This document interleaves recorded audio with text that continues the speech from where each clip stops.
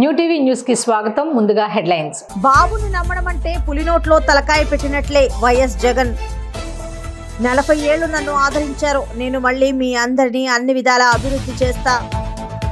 జగన్ ప్రభుత్వాన్ని చెత్తబుట్టలో పడేయాలని జనసేన అధినేత పవన్ కళ్యాణ్ సెటైర్లో. ఇక డీటెయిల్స్ చూస్తే ఏపీ ముఖ్యమంత్రి వైఎస్ జగన్ కూటమి నేతలపై వ్యాఖ్యలను తీవ్రతరం చేశారు. ముఖ్యంగా చంద్రబాబుపై విమర్శలు చేశారు. తిరుపతి జిల్లా వెంకటగిరిలో జరిగిన ఎన్నికల ప్రచారంలో సీఎం జగన్ మాట్లాడారు. ఎన్నికల్లో చంద్రబాబు సాధ్యం కాని హామీలతో మరోసారి మోసం చేస్తున్నారని, బాబును నమ్మడం అంటే పులినోట్లో తలకాయ పెట్టినట్లేనని ఆరోపించారు.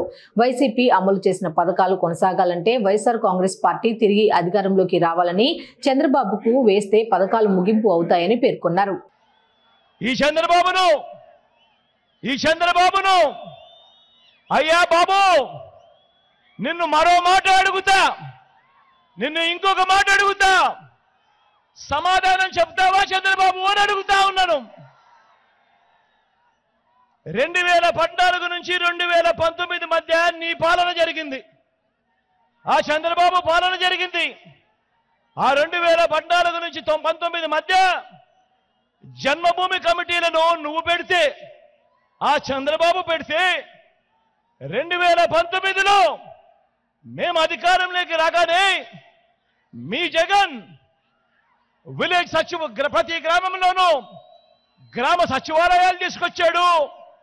ప్రతి గ్రామంలోనూ ప్రతి వార్డులోనూ వాలంటీర్ల వ్యవస్థ తీసుకొచ్చాడు.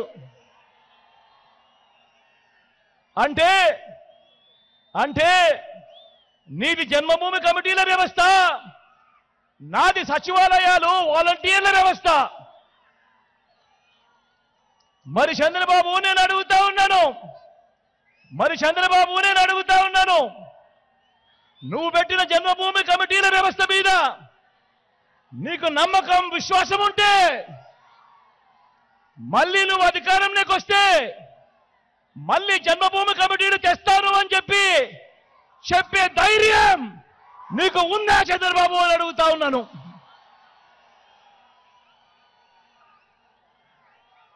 ఇదే చంద్రబాబుని అడుగుతా ఉన్నాను, ఆ ధైర్యం నీకుందా అని అడుగుతా ఉన్నాను. నువ్వేమంటా ఉన్నావు చంద్రబాబు? నేను పెట్టిన అంటే మీ జగన్ పెట్టిన ఈ వాలంటీర్లు, ఈ సచివాలయాల వ్యవస్థను కొనసాగిస్తాను అని అంటావే తప్ప, వాలంటీర్లకు నువ్వు జీతం పెంచుతాను అని అంటావే తప్ప నీ హయాంలో నువ్వు పెట్టుకున్న నీ జన్మభూమి కమిటీలను నువ్వు తీసుకొస్తాను అని చెప్పే ధైర్యం నీకు ఎక్కడ ఉంది చంద్రబాబు అని అడుగుతా ఉన్నాను.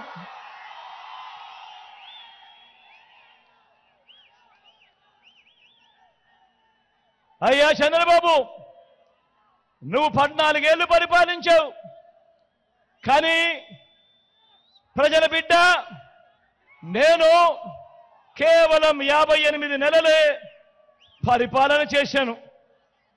మరి నేను కేవలం 58 నెలలు పరిపాలన చేస్తే 14 ఏళ్ళు ముఖ్యమంత్రిగా పరిపాలన చేసిన నువ్వేమంటావు? జగన్ అమ్మఒడి పెడితే నువ్వేమంటావు? జగన్ కన్నా నేను ఎక్కువ ఇస్తానంటావు. మరి జగన్ 58 నెలలు పరిపాలన చేశాడు, నువ్వు 14 ఏళ్ళు ముఖ్యమంత్రిగా పరిపాలన చేశావు. నువ్వేమంటావు? జగన్ చేయూత పెడితే నువ్వేమంటావు? నేను ఇంకా ఎక్కువ మందికి ఇస్తాను అని అంటావు. జగన్ రూపాయి ఇస్తే నువ్వు 2 రూపాయలు ఇస్తానంటావు. జగన్ 4 ఇస్తే నువ్వు 8 ఇస్తానంటావు. అయ్యా చంద్రబాబు, జగన్ ఏం చేస్తా ఉన్నాడో దానికంటే వేలం పాటలో వేసినట్టుగా అంతకన్నా మోసం చేసేందుకు 4 ఇస్తాను, 10 ఇస్తాను, 6 ఇస్తాను అని అంటావే తప్ప 14 ఏళ్ళు ముఖ్యమంత్రిగా పరిపాలన చేసిన నువ్వు నీ హయాంలో నేను ఇది చేశాను, నేను చేసిన ఈ మంచిని చూసి నాకు ఓటు వేయండి అని అడిగే ధైర్యం సత్తా నీకున్నాయా అని అడుగుతా ఉన్నా. అమరావతిలో ఏర్పాటు చేసిన ఒక్క ఎస్ఆర్ఎం యూనివర్సిటీ ద్వారా 2000 ఉద్యోగాలు వచ్చాయని, అమరావతి పనులు కొనసాగించి ఉంటే 1,00,000 మందికి ఉపాధి లభించేదని నారా లోకేష్ పేర్కొన్నారు.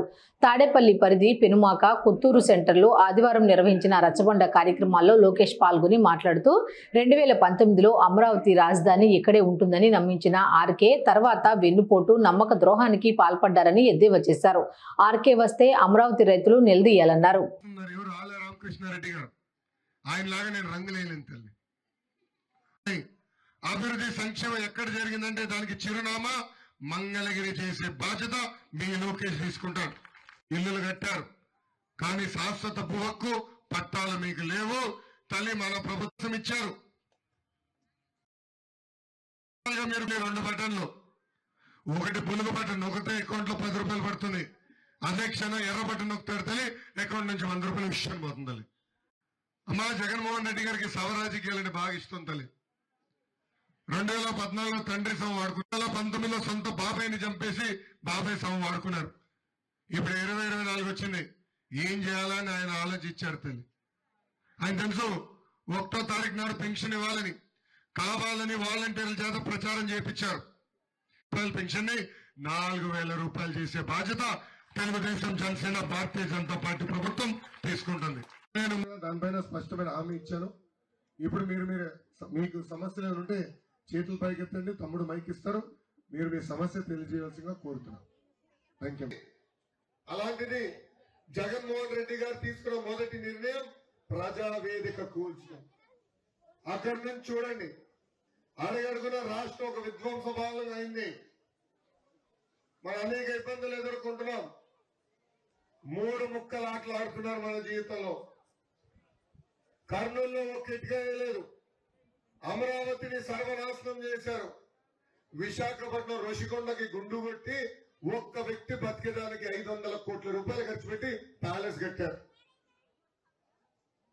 విశాఖపట్నం ఒక్క పరిశ్రమ తీసుకురాలేదు.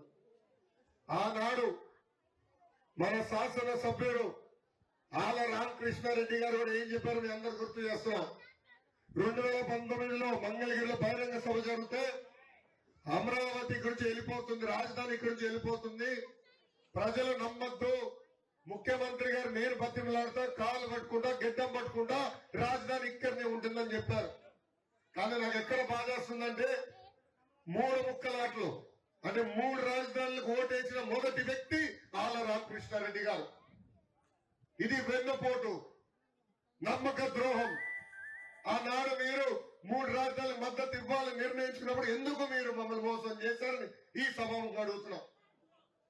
అమ్మా ఈరోజు పొద్దున నీరుకొండకెళ్ళ రచ్చబండ కార్యక్రమానికి అక్కడ గ్రామస్తులు చెప్తున్నారు ఒక్క ఎస్ఆర్ఎం యూనివర్సిటీ వల్ల 2,000 మంది. నేను చెప్పింది చేస్తాను, ఒకవేళ చేయలేనిదైతే ఆ విషయం కూడా చెబుతాను. నాది ఒకటే ఆలోచన. 40 ఏళ్లు నన్ను ఆదరించారు. నేను మళ్ళీ మీ అందరినీ అన్ని విధాలా అభివృద్ధి చేసి ఏపీని దేశంలోనే నెంబర్ 1 రాష్ట్రంగా మార్చేందుకు ముందుకు వచ్చాను అని చంద్రబాబు వివరించారు. రాష్ట్రంలో తీవ్రంగా నష్టం జరగడం వల్లే కూటమి కట్టామని స్పష్టం చేశారు. 2014లో విభజన జరిగింది. మీతో సమానంగా నేను కూడా బాధపడ్డాను. నా ప్రయత్నాలు చేశాను. కానీ ఎవరు వినకుండా రాష్ట్రాన్ని హేతుబద్ధత లేని విభజన చేశారు. అవునా కాదా? ఆ రోజు మీరందరూ ఆలోచించారు, జీతాలు ఇవ్వగలుగుతామా, కనీసం పింఛన్లు ఇస్తామా, అభివృద్ధి జరుగుతుందని భయపడ్డారా లేదా? మీరందరూ 5 సంవత్సరాలు నేను ముఖ్యమంత్రిగా రాత్రింబగుళ్ళు పనిచేశా. ఒకటే ఆలోచించాను, 40 ఏళ్లు నన్ను ఆదరించారు. ఆ రోజు నేను హైదరాబాద్ని అభివృద్ధి చేశాను. కానీ అది తెలంగాణకు పోయినప్పుడు అక్కడ తెలుగు జాతికి వెళ్ళింది. ఇక్కడ ఆంధ్రప్రదేశ్లో ఉండే 50% తెలుగు వారిని అభివృద్ధి చేయాలని రాత్రింబగుళ్ళు పనిచేశాను. అవునా కాదా అని అడుగుతున్నా. ఒక అమరావతి, ఒక పోలవరం, ఒక పరిశ్రమలు, ఒక రోడ్లు అన్ని వేసానా లేదా? దానివల్ల ఒక్కసారి సూక్ష్మంగా చెప్తున్నా ఇక్కడ వాళ్ళందరికీ, విభజన జరిగినప్పుడు తెలంగాణకి ఆంధ్రప్రదేశ్కి 35,000 రూపాయలు తలసరి ఆదాయం తక్కువ ఉండేది మంది. అంటే తెలంగాణలో 135 వస్తే మంది 100 రూపాయలే వచ్చేది. నేను అక్కడి నుంచి ఆలోచించాను, మీరు కూడా ముందుకు పోవాలని ఒక నిర్దిష్టమైన ప్రణాళిక తయారు చేసుకున్నాను. 5 ఏళ్లు కష్టపడ్డాను. 135 నుంచి ఆ వ్యత్యాసం 127కి తగ్గించాను. 2019లో సైకో వచ్చాడు. సైకో వస్తే ఇప్పుడు వ్యత్యాసం చూస్తే 145కి పెరిగిపోయింది. 127 నుంచి 147కి పెంచేశాడు. నేను అడుగుతున్నా ఈ సైకో ముఖ్యమంత్రిని, బటన్ నొక్కానంటాడు. నువ్వు బటన్ నొక్కావు, ఎవరికి లాభం వచ్చిందా తమ్ముళ్ళు మిమ్మల్ని అడుగుతున్నా. జగన్ ప్రభుత్వాన్ని చెత్తబుట్టల్లో పడేయాలని జనసేన అధినేత పవన్ కళ్యాణ్ సెటైర్లు గుప్పించారు. ప్రతిపాడు నియోజకవర్గం ఏలేశ్వరంలో పవన్ కళ్యాణ్ ఎన్నికల ప్రచారం నిర్వహించారు. ఈ సభలో సీఎం జగన్ రెడ్డి వైసీపీ ప్రభుత్వంపై పవన్ తీవ్ర విమర్శలు గుప్పించారు. రాబోయే ఎన్నికల్లో వైసీపీ ప్రభుత్వాన్ని చిత్తుచిత్తుగా ఓడించాలని పిలుపునిచ్చారు. అరటిపండు తొక్కలాగా జగన్ ప్రభుత్వాన్ని చెత్తబుట్టలో పడేయాలని జనసేన అధినేత పవన్ కళ్యాణ్ సెటైర్లు గుప్పించారు. మీ అందరికీ లోపల చాలా ఆవేశం ఉంది. మీరు అంటుంటారు కదా, అరటిపండు తొక్క అని. ఆ అరటిపండు తొక్క ప్రభుత్వాన్ని తీసి చెత్తబుట్టలో పడేయండి.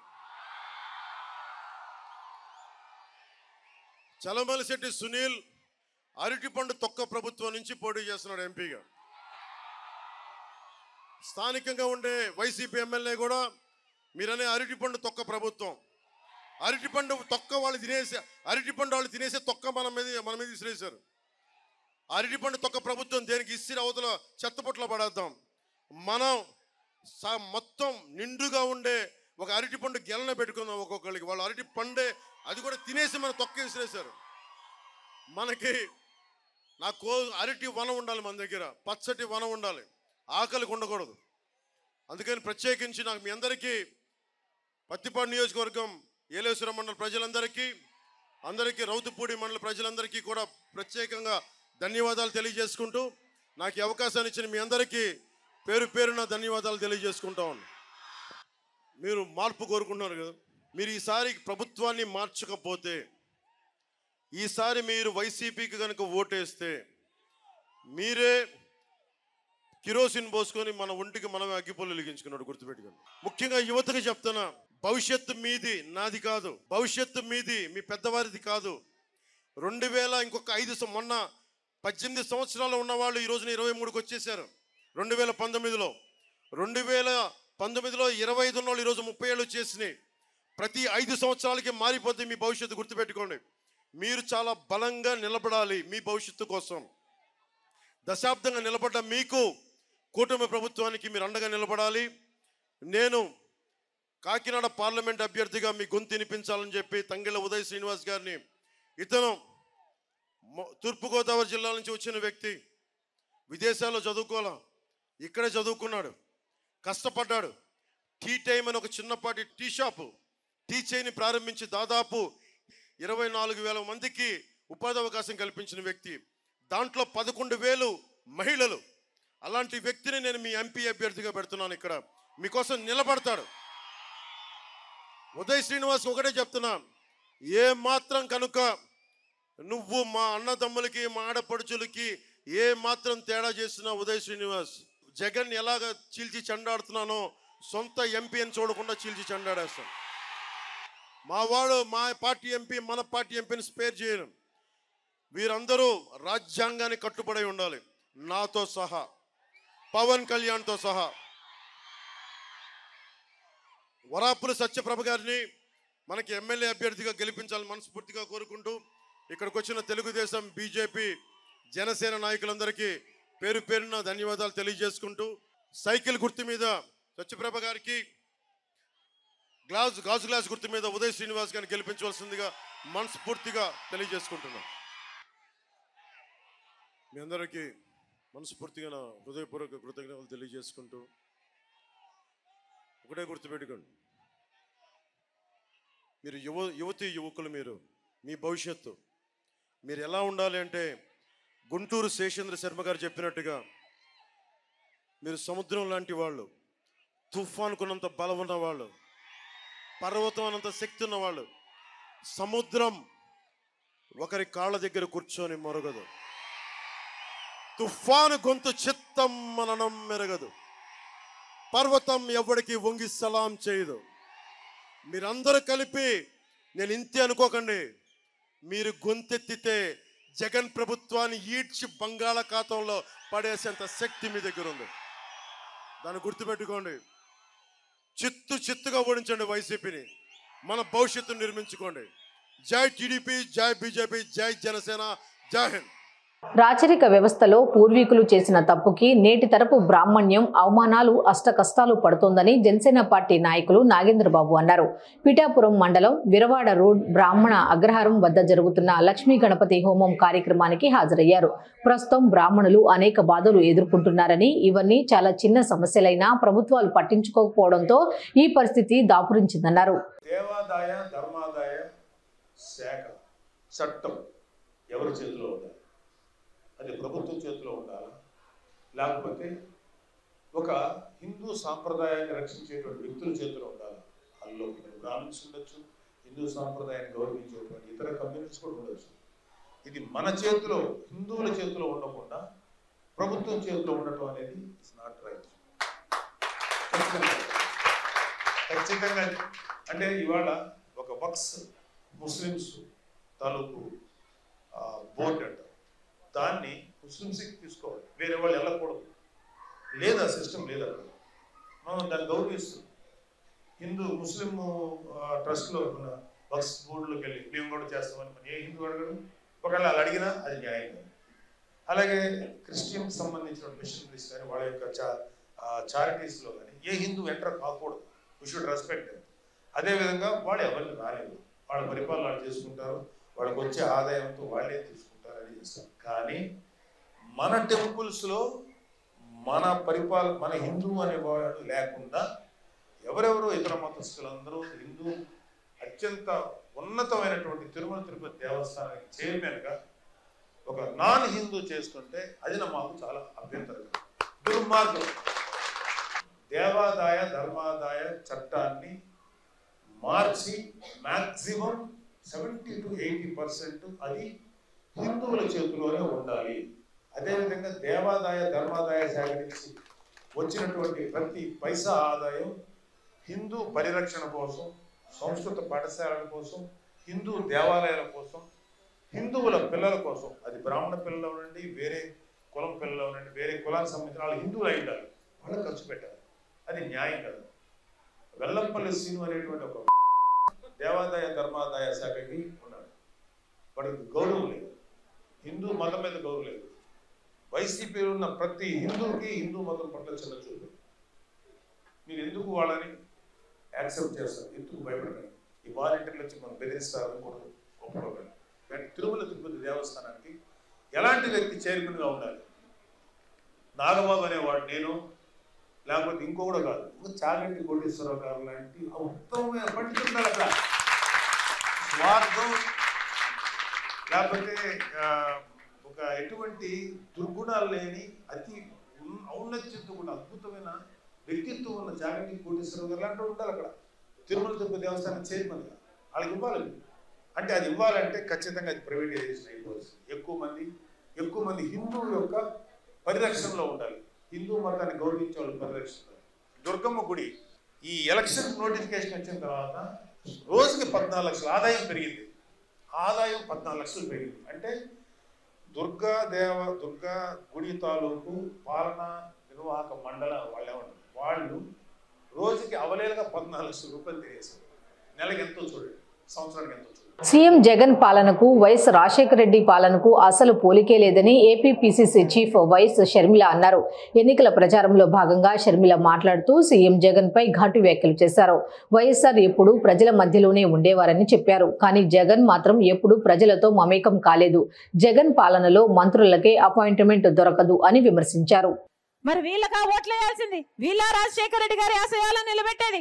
ఆలోచన చేయండి. రాజశేఖర రెడ్డి గారి జలయజ్ఞంలో 54 ప్రాజెక్టులు చేపడితే దాంట్లో 12 ప్రాజెక్టులు రాజశేఖర రెడ్డి గారు పూర్తి చేస్తే 42 ప్రాజెక్టులు నవరత్నాలలో జగన్మోహన్ రెడ్డి గారు మేనిఫెస్టోలో చేర్చారు 5 సంవత్సరాల క్రితం.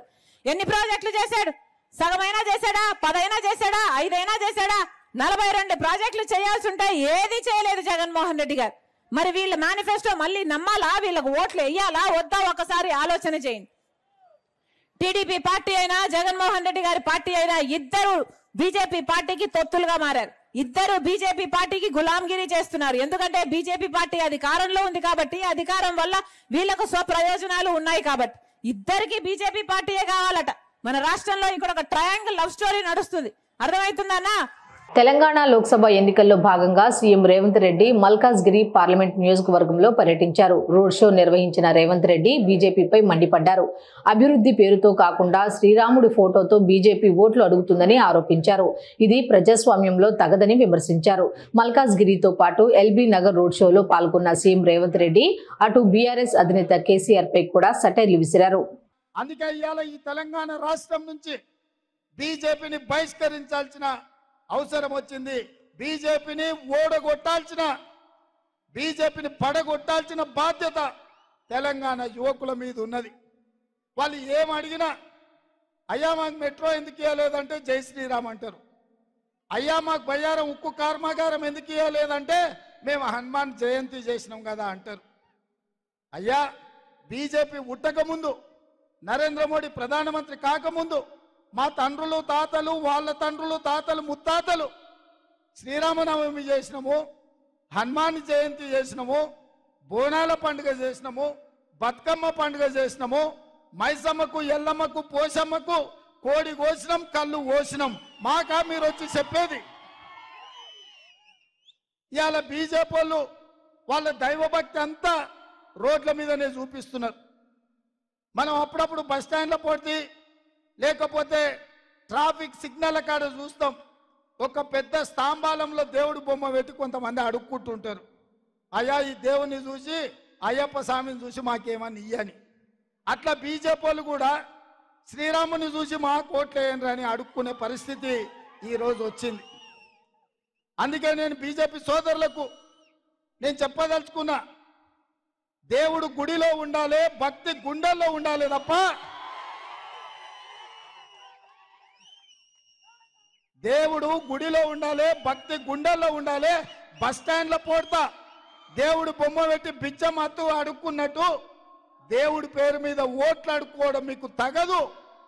మీరు ప్రజలకు ఏం చేసిండ్రో చెప్పుకుంటేనే ఓట్లు అడగాలి. ఇక నిన్న మన ఒక ఆయన బయలుదేరిండు బస్ వేసుకొని, కారు ఖరాబ్ అయిందంట, కార్ఖానకు పోయిందంట, కారు లేదంటే ఆయన బస్ వేసుకొని బయలుదేరిండు.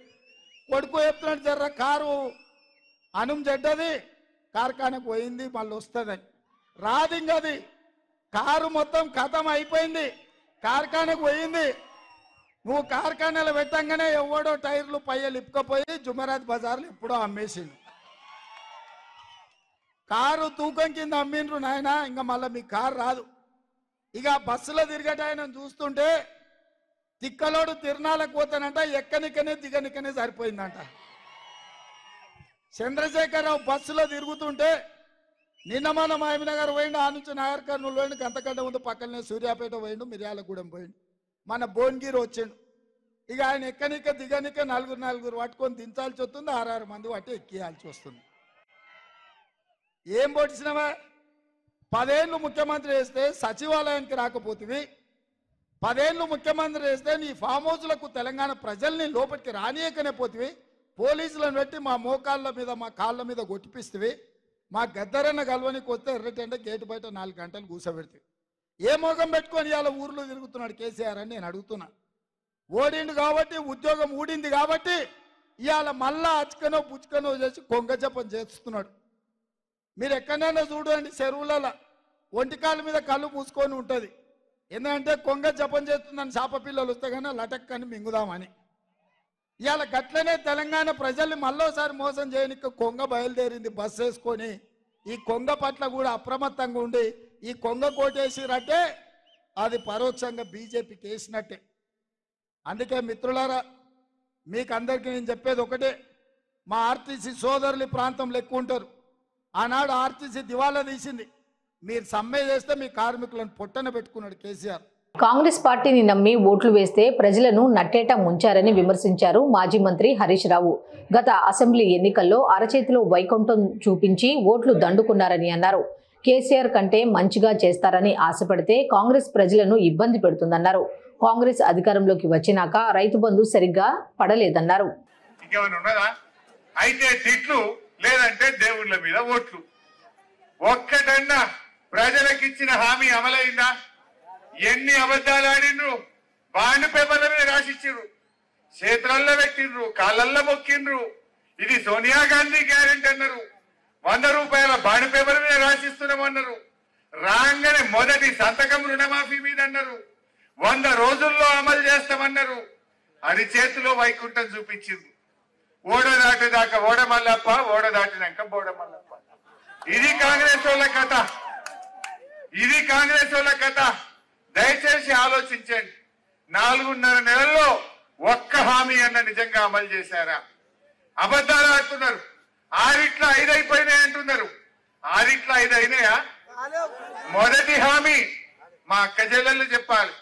మహాలక్ష్మి పేరు మీద మొదటి తారీఖు నాడు ప్రతి అక్కకు చెల్లెకు 2,500 రూపాయలు ఇస్తామన్నారు. వచ్చినాయా చెల్లె? ఒక్కరికన్నా వచ్చినాయా? ఇప్పుడు 4 నెలలే, 4.5 నెలలే.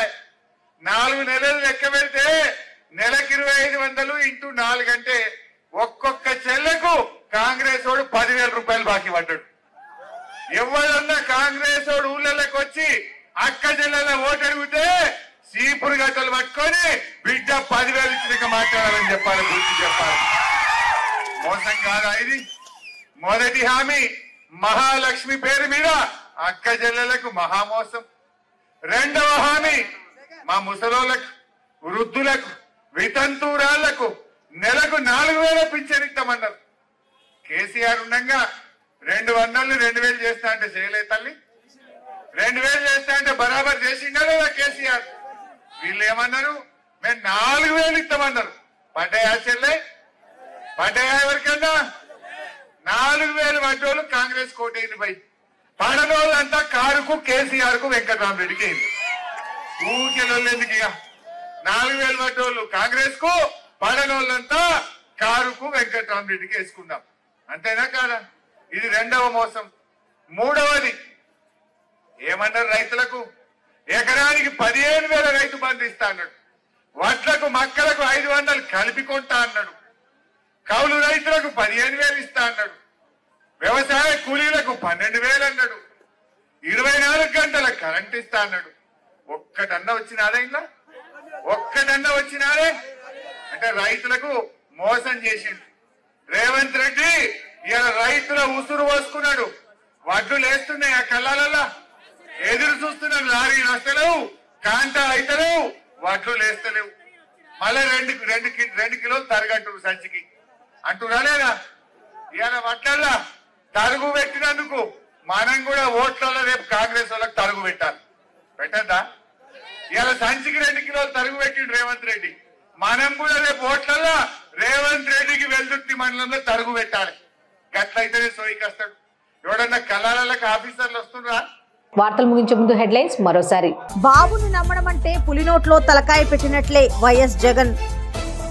40 ఏళ్లు నన్ను ఆదరించారు. నేను మళ్ళీ మీ అందరినీ అన్ని విధాలా అభివృద్ధి చేస్తా. జగన్ ప్రభుత్వాన్ని చెత్తబుట్టలో పడేయాలని జనసేన అధినేత పవన్ కళ్యాణ్ సెటైర్లో. న్యూ టీవీ న్యూస్ ఇంతటితో సమాప్తం. తిరిగి రేపటి బులెటిన్లో మళ్ళీ కలుద్దాం. అంతవరకు సెలవు. నమస్కారం.